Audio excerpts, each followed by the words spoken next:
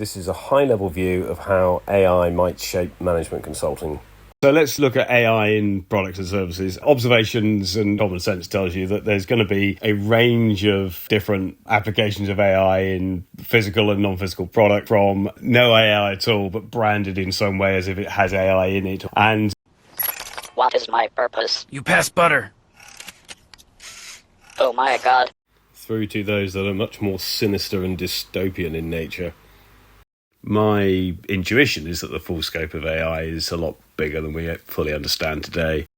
My client advice would be make sure you focus on customer value, whatever that measure is in your case. But the main purpose of this video was to talk about the application of AI to office-based staff within an organisation, the potential to take large amounts of cost out of payroll. Let's look at a typical manufacturing organisation as an example. We'll focus on all the processes in orange and just drill into, well, how difficult or otherwise would it be for an AI to do that role? So basic inputs and outputs are not a problem. Extracting useful data from phone conversations, social media, text and emails doesn't seem to be anything that an AI cannot do. In terms of data processing, data cleaning, data validation, data analysis are all things that AI can do, as is coding and planning and decision making. This is an area that I think has huge potential to drive improvements in a business without necessarily the main objective. So let's assume that for the vast majority of roles that sit within most organizations, there is AI capability today that could do all of these boxes.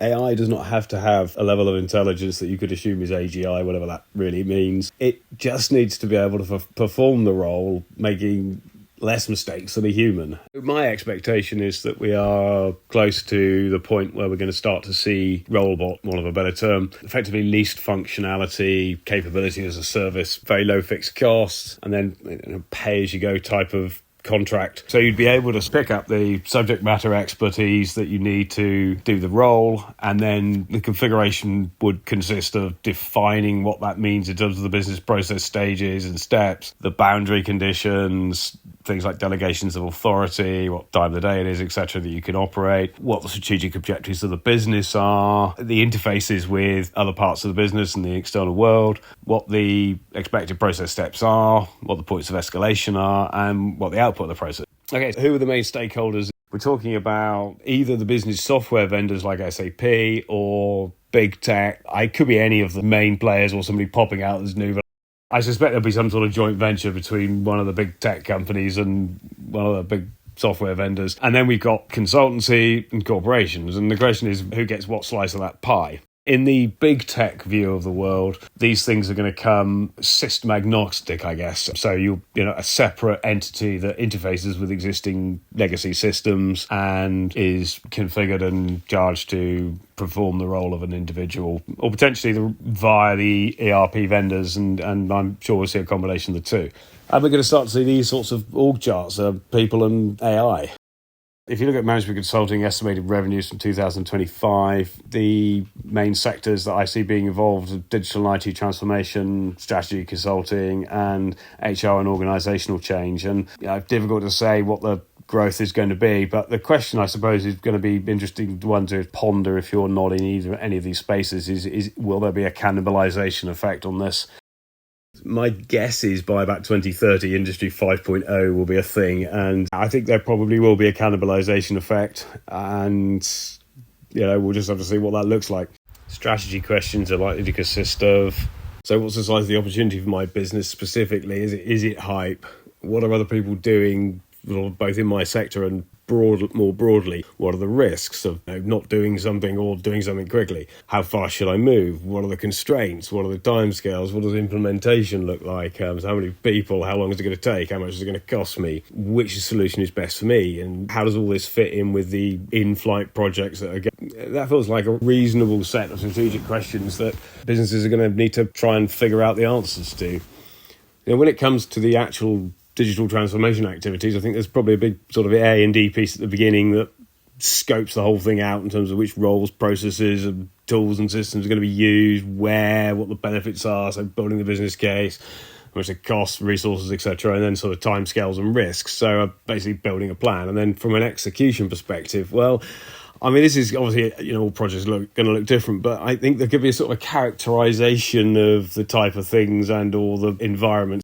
At the end of the day, this is not going to happen via tech companies trying to roll this out themselves, because they can't do that. You are going to need people on the ground understanding what's currently going on, understanding business processes, understanding what new business processes need to look like, understanding all the various idiosyncrasies of the business and making sure it doesn't go all horribly wrong. That's all going to require people on the ground. And those people are going to be the focal point for anger.